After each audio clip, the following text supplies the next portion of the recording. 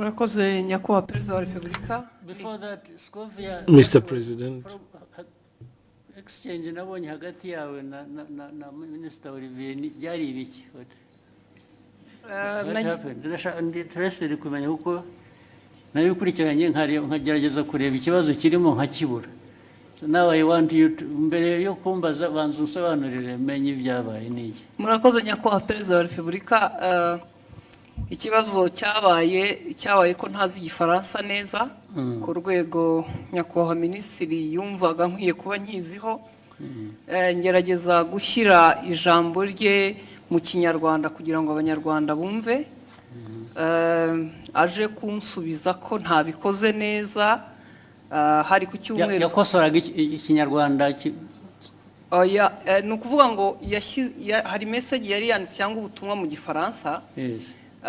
Asubiza yavugaga kuri ishu ya Kongo, hari abo yari ibyo yasubizaga tugerageza gushyira mu kinyarwanda.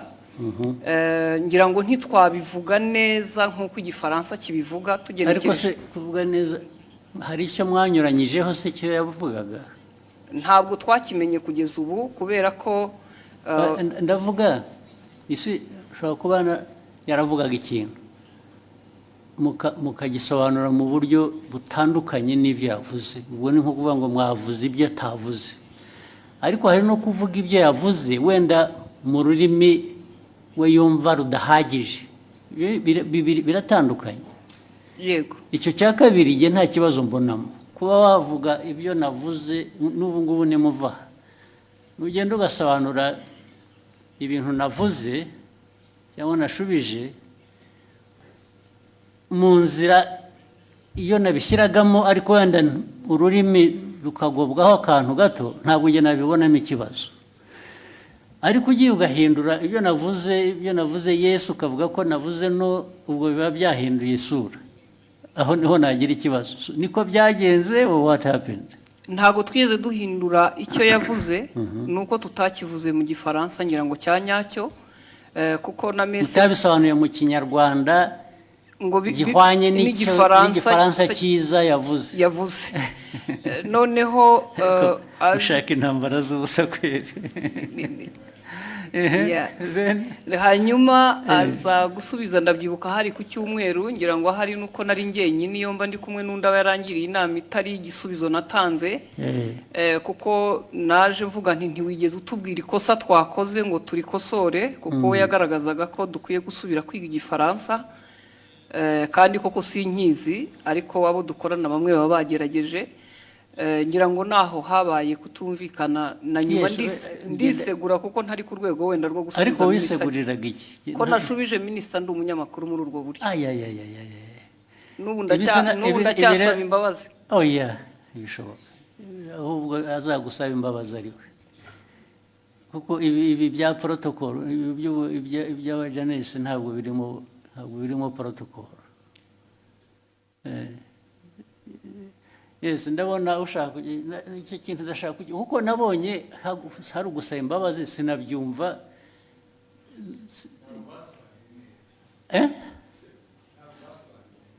Kudasobanura neza ariko nabyo bifite ikindi bivuze bibiri.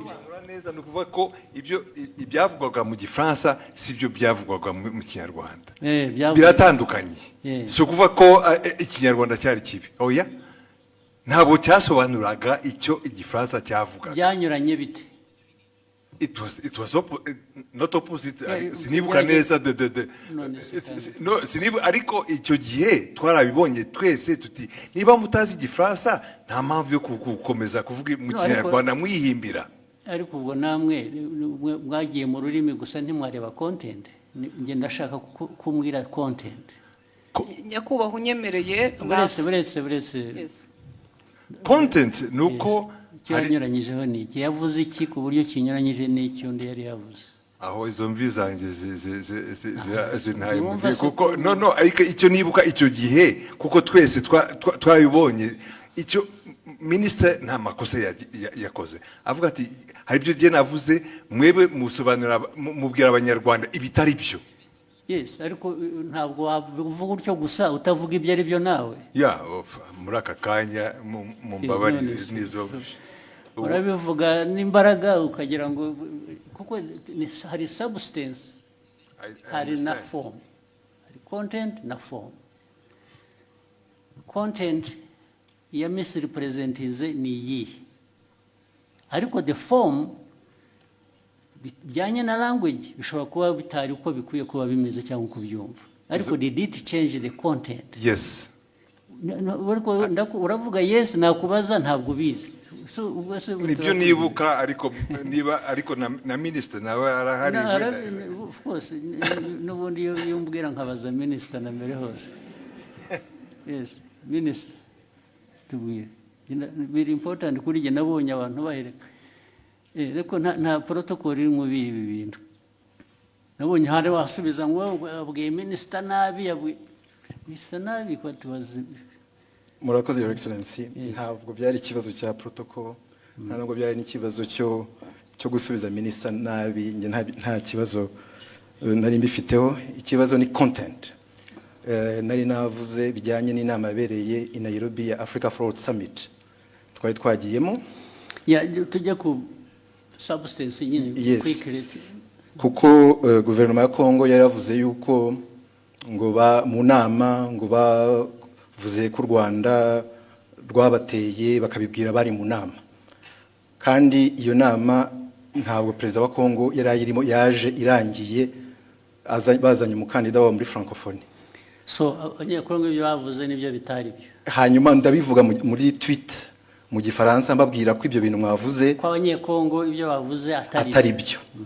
Hanyuma rero mu kiganiro na Scovia barimo bagerageza gusemura, barabiquestioninga byose. Bande ibyo navuze barabiquestioninga yuko muri ikiganiro Scovia n'abandi banyamakuru basangiye stage muri Mama w'u Rwagasabo.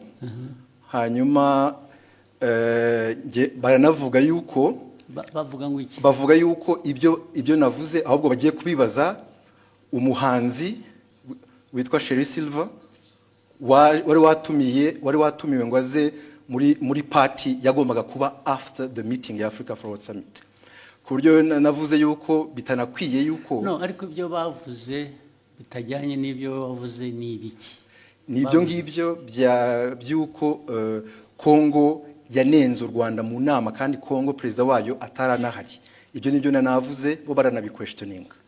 Barabiquestioninze cyangwa babiripotinze ku buryo butari bwo? Babiquestioninze ibyo navuze. Bavuga ko ahubwo baza no kubaza umuhanzi. Babiquestioninze bavuga ko ibyo wavuze bitari byo, cyangwa ko bitari byo, ko bitumvikana, ko ahubwo baza kubaza uwo muhanzi ko ari wewe uza kubisobanura. Ikitarumvikanagaho ngo nikize? Nibyo nanjye nibaza, kuko ibyo navugaga byari clear, kuko Kongo yavugaga ko ngo batunenze ko mu nama ya Africa Forward Summit, kandi Kongo itari nahari. Baraje ariko ibyo ni Kongo yabivuze. Ibyo ni Kongo yabivuze, ngewe ndabinenga muri tweet mu gifaransa. Hanyuma ahubwo bo barananenga bavuga ko bidasobanutse ibyo ndimo mvuga. Bitasobanutse meaning what? Ko ibyo mvuga nenga Kongo ko bitari clear, kandi ari nge wari uhari muri iyo nama. Ibyo navuze byari bisobanutse, kandi ari ikintu kimisinga aho ngaho ntumva neza. Bakwandika bavuga ngo ibyo bavuze si byo, bavuze ibyo bo kuri bo bakuvugiye ibyo wavuze se bitari byo. Oya, barabiquestioningaga yuko ibyo mvuga bitumvikana. Based ku bintu ntanumva, kubera ko it was clear ibyo navugaga byuko Kongo ntabwo yari mu nama, ntishobora kuvuga. Babiquestioninze bavuga se ngo Olivier arabeshya, ntabwo biri ari byo yavuze, cyangwa yavuze bashatse kuvuga ibyo wavuze ariko babivuga mu buryo butari bwo, batanga indi content or what? Bavuga ko ibyo mvuga bitumvikana, ko ngiye ibyo mvuga nka Minister wa Foreign Affairs wari muri iyo nama, ko ibyo mvuga bitumvikana, ko ahubwo bagiye kubaza umuhanzi utari no muri iyo nama. Umuhanzi se bamubarizaga iki? Kubera ko yari yatumiwe muri party yabaye nyuma y'iyo nama. Hari party yabaye, hari umuhanzi wari watumiwe ngo bafashe gutegura iyo party, ngo nibo baza kubaza mu bintu byavugiwe mu nama y'abakuru b'ibihugu narindimo. Aho ngaho niho hari ikibazo. ariko ikindi kibazo muhitamo kubishyira ku rubuga muterana amagambo. nuko hari hashize n'iminsi mubwira ibyo batagiye basemura neza, mwandikira akamubwira ko babikora, nyuma bakongera bagasubira bakabidistortinga. Ibyo byaje kuba noneho bitari interpretation, ibyo bavuze gusa ko ibyo bavuze atari byo, ko atari byo, ko babiquestioninga. It is very intriguing. What is it? Nyakubahwa, murakoze kongera kumpa umwanya. Abandi mwari kumwe icyo gihe ni bande mbese? Ni abanyamakuru dukorana, ntabwo bari hano. Twari mu kiganiro dusangira amagambo magufi turebe turangize. Icyabaye, leta ya Kongo yavugaga ko bari bahari nk'uko nyakubahwa minisitiri yari yabavuguruje, nawe akavuga ko batari bahari. Noneho mu kiganiro, kuko abari talk show atari kuvuga ngo turasoma amakuru kwa kundi twihuta. Ni ikiganiro mwakora? Ni ikiganiro, noneho tubiteramo urwenya, turavuga tuti se ko tutariyo nk'abanyamakuru, Kongo ikavuga ko ihari, u Rwanda minisitiri akavuga ko adahari, turaza kubaza uwo muhanzi twabonye we yaranahara tubwira ngo yarashinzwe protocole kuko yagaragaye yifotoza muri iyo nama na perezida w'Ubufaransa ari nawe. Mwibaza ngo noneho icyabaye niki? Twibaza ngo niki, tubavuga tuti turaza kubaza uwo ni utari ku ruhande rwa Kongo ntabe na minisitiri ashobora kutubwira ko yamubonye cyangwa atamubonye. Tubivuga dutyo turagenda. Nyakubahwa Perezida wa Repubulika ngira ngo ikibazo cyaje kuba ubwo nyakubahwa minisitiri yazaga kuri Twitter akoresha imvugo igira iti Madame Scovia Mutesi, ikiganiro cyanyu kiratera urujijo mu Banyarwanda. Inyandiko yanjye yanditse mu rurimi rwumvikana. Ubutaha muzashaka umunyamakuru uvuga neza Igifaransa asemura inyandiko nk'iyi uko bikwiye mbere y'uko muyiganiraho. Nibiba ngombwa muzabaze. Ariko urumva mwese mugira ngo mufite muzambaze, sorry. Uretse mufite ikibazo. Olivier ko avuga, ko minisitiri avuga, ni nk'aho bavuze ngo ibyo yavuze asubiza ko abanyekongo batari bahari. Mwavuze ko ni nk'aho muvuga ngo abanyekongo bo baravuga ngo bari bahari, wowe uravuga ngo ntibari bahari. Nibyo byateye urujijo. Yego. Okay? Ntabwo byaba ikibazo cy'Igifaransa rero cyangwa Ikinyarwanda. Kuko niba uvuga ngo mu iyi nama ntabwo bariya abantu bari bahari. Okay? Then wowe ukavuga ngo minisitiri ibyo avuga ntabwo ari byo, bariya baravuga ngo bari bahari, minisitiri aravuga ngo ntibari bahari. Icyo kikaba ari cyo kiba ikiganiro, ntabwo ari ikibazo cya interpretation. Ikibazo cy'abantu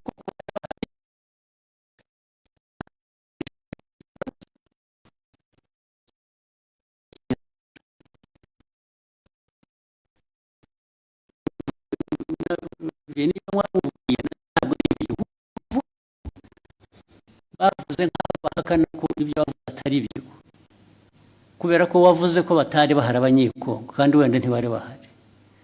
Ariko bo baravuga ngo ariko reka tubaze abanyekongo, bo barabivuga nk'abari bahari, ubanza bari bahari. Meaning barashaka kumenya niba wowe ibyo wavuze ko batari bahari ari byo. Ntabwo ari ikibazo cya interpretation ya language. Biri he aho ngaho?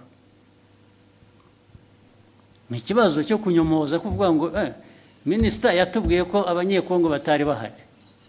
Reka tubaze uriya muntu wundi wari uhari akutubwire ko kuko abanyekongo batari bahari. Ntabwo ari ikibazo cy'Igifaransa cyiza cyangwa kibi. Ni ikibazo cyo guhakana icyo wavuze in whatever language you said it. Sinzi niba mubyumva. Ahangaha ikibazo cya interpretation ya language kivuye he? Cyangwa Igifaransa kibi cyangwa Ikinyarwanda tumvikana bivuye. What is at issue here is to prove that either abanyekongo ibyo babivuze koko bari bahari, cyangwa se babivuze babeshya ntibari bahari. Ariko we Olivier yavuze ko abanyekongo batari bahari. So icyo ni ikibazo cya the substance of the argument. It's not the language. So mwagihinduye ikibazo cya language gute? ntabwo twagihinduye ikibazo cya language. Ndavuga we na minister niwe mbwira. Ntabwo ari ikibazo cya language ngo uzajya ubwira abanyarwanda kuko niyo waza kuba yabyumvise igifaransa neza. Still yajya kuvuga ngo Olivier yatubwiye ko abanyekongo bari bahari kandi batari bahari. Yatubwiye ko batari bahari kandi bari bahari kuko abanyekongo baravuga ngo bari bahari. Is that an issue of language? Ibyo mukabiteranaho amagambo mu media gute? Yes.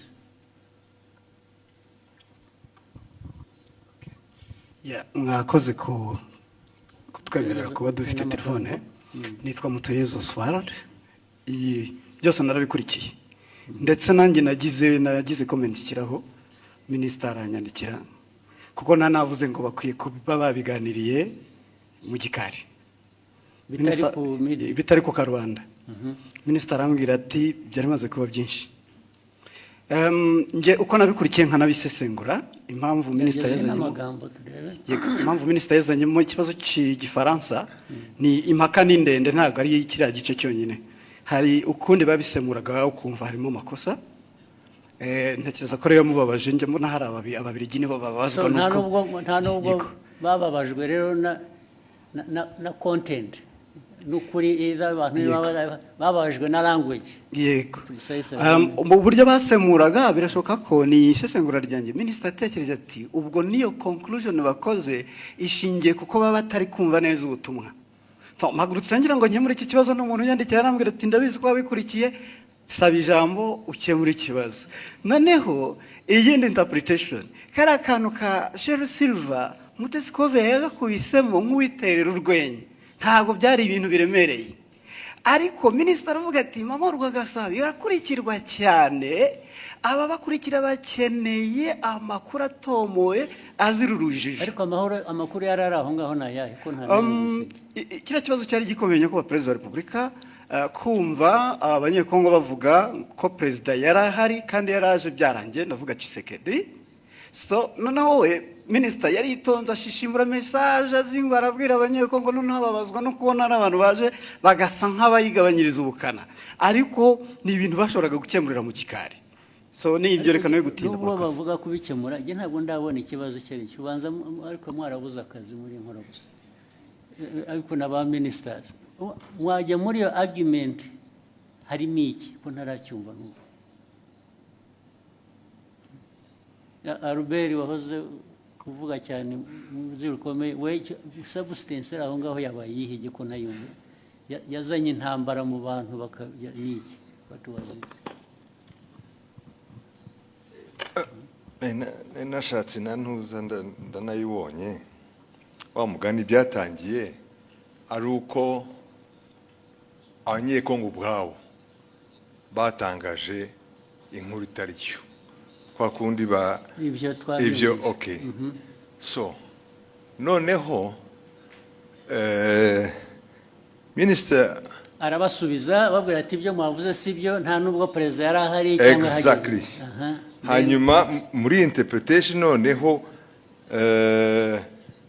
doko yavuze ati iki kiganiro cyanyu kiratera urujijo urujijo rwatewe n'uruhe mbese bari urujijo mu Banyarwanda.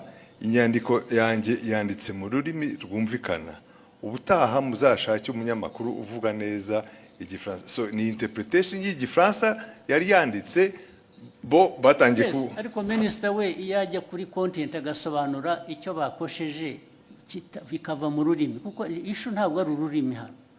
Issue ni content yuko bamwe muri abo bantu badisikasingaga ari side ya minisita, ari abanyekongo, ari aba baganiraga, hariho uwa misiri presentinze facts. Exactly. Ntabwo ari ikibazo cya language ariko.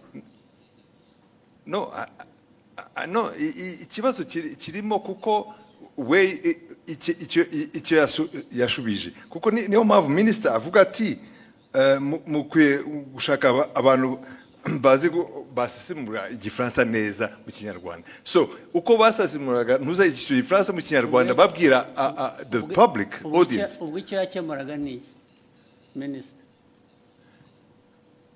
Nuko cyagomba gukemura ni ikintu kimwe gusa.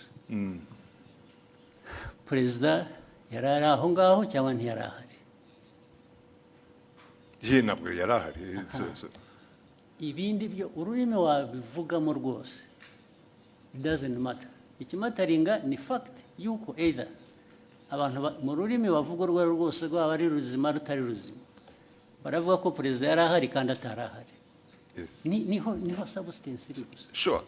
Ariko ibyo ngibyo uvuga ni nkaho argument iri ku language, it's not on the substance. No, the argument is nk'itangazamakuru to in fact kubwira abantu ibitari byo, kandi nawe impamvu bibaye ni ukutumvise neza icyo gifaransa. Ariko Albert urumva nawe na Olivier nyine mufite ikibazo cyanyu ni language, ikibazo cyanyu ni substance. The substance that is the wrong message ugeza ku banyarwanda. Yihese iyihe yagejeje yo questioninga ibyo minister yavuze. Now question ibyo navugaga rero ubu noneho bitwayeho byari biri ya questioning ibyo minister yavuze. Now that becomes the substance kurimo.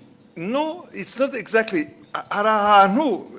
Mr. President, Excellency, the problem is where ajango abanyarwanda bumve the substance uko yari imeze.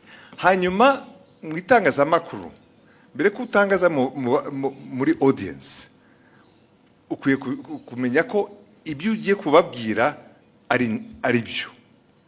So wasobanukiye nabi ukabwira the audience the wrong message. Yababwiye in fact they were questioning even ibya minister. Why not? Okay. Why can't the minister's statement be questioned? No, okay, why not? Fine, let's take it. You question the minister. Fine. So, nibyo byabaye. Yanagira ngo ho mu journalist wowe noneho barukwiye kubona you should be asking what I am asking. Naho ibyuko a journalist agomba guconforminga ku byo minister yavuze, it's not right. Okay, in fact, tuvuge nkanjye wabikurikiye icyo gihe kubera ko narinzi inkuru uko yari iteye. For me also I was saying kabisa mugenzi wanjye mu itangazamakuru ari aratangaza inkuru itariyo. That is my personal ariko yatangaje iki ko ya questionings gutangaza no questioninga no kubaza uvuga ko ushaka kumenya ukuri, it's not ntabwo ari gutangaza. In fact ni nkaho yemezaga ko wenda ibyo abanyekongo bavugaga byari byo, ariko kandi yashoboraga kubikura berecisha make. haraho ya byanditse muri iyo language, haraho ya questionings byaba mu cyongereza mu gifaransa cyangwa mu kinyarwanda. jewe uko minister avuze ibintu wari uhari nk'umunyamakuru nagendera kuri ibyo ngibyo. Kuki umunyamakuru wari wese ashatse atavuga ati ngiye ko biri ariko byabaye kubera ko undi yavuze ko atari byabaye, yaba ari umunyekongo cyangwa undi. So ishu ni iyihe none? Ubwo we Olivier wumvaga ikibazo ari iki? Mwagiye mu mpaka z'iki ko noneho bigenda biba even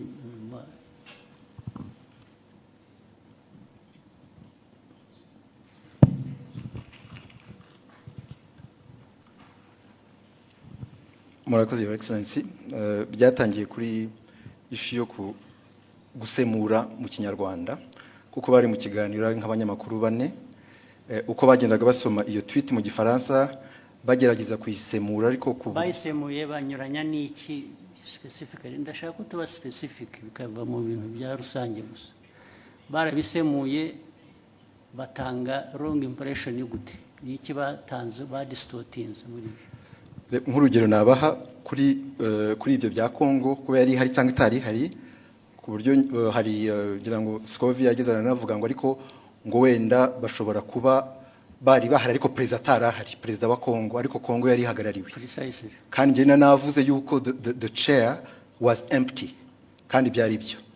Chair ya DRC nta muntu n'umwe wari uriho, nta n'abantu bari bariho. Fine. Kubera ko wavuze akavuga atyo, icyo wajyaga kumusubiza ni ukumubwira ngo no, actually nta n'umwe wari uhari gusa, izindi ntambara ubwo zasubizanye iki? Nibyo nari navuze muri iyo tweet yuko the chair was empty. Ariko erega nta muntu wowninga facts cyangwa ukuri ngo iyo yavuze nta ugira icyo abaza, wabivuze ni nabyo, ariko somebody expressinze ko ashaka kumenya ko ibyo ari byo. What is wrong with that? Ikibazo cyari gihari nuko it was even questioning a fact. It was not even my opinion. It was a fact. Questioning what? No, it was your opinion, much as it was a fact. Kuko niwe wari wabizanye.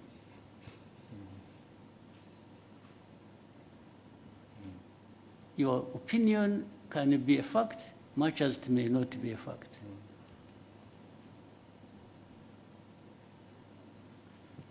Your opinion is not always a fact. Nobody, this is why I'm telling you, nobody owns the fact. And that's why journalists, as we know it, nubwo mujya mutunenga ahubwo twebwe ntabwo numva ko iyo umuntu yavuze ikintu kubera ko ari minister, byanavuzwe ko ari minister, so nobody says anything kubera ko byavuzwe na minister. How? So your exchange is flawed. It's not right. You didn't even, if you really wanted to act even as a minister, you wouldn't have had this exchange like the way you did. Niba ari ukugiye kujya udiringa n'aba journalists, then there is a problem. So byabanje kuba ko ari interpretation ya French n'ikinyarwanda, kuko ni nabyo wanditse, ni nkaho bababwiraga ko bakwiye kuba bazi igifaransa kizima kitari icyo so byavuye no kuri substance byagiye muri ibyo ngibyo birimo iki wowe nka minister cyo bibonamo ni iki none? It was just to ensure yuko abanyarwanda bahabwa the right information kubyerekeye ibyabaye gusa. The right information iva mu bibazo bibazwa. If they are asking you and you can substantiate what you are saying, abanyarwanda they are benefiting. Another time actually they may question you and find what you said was not right. Still abanyarwanda will benefit.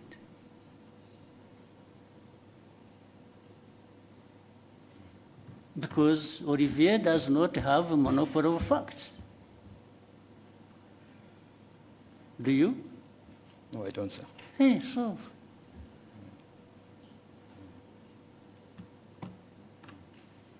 Why would you behave in exchange as if you own the facts? Na Albert wagusapotingaga bimura namubaza ko bati nabyibagiwe ati ntabwo numva mbizi, ubwo se what is the argument?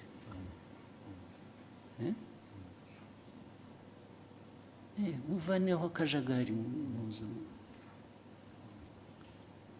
You ask what you actually what concerned me why I raised it. I saw him her apologizing, and I thought she didn't have to apologize. Apologize for what? nasabye imbabazi kubera ko ndi umucuruzi mfite televiziyo minisitiri Cool. kuvuga ko tutize dufite ibintu bitameze neza Apana. nshobora gutakaza isoko nagombaga kujya mu Wapologize. ruhande rumeze rutya ariko kuri jyewe waritakaza wapologizinze babo nasabye imbabazi nabo bambabarire there was absolutely no reason to apologize. None. In fact, Olivier, Minister should have apologized to have even himself gone into exchange with the journalist over this nonsense. This is absolute nonsense.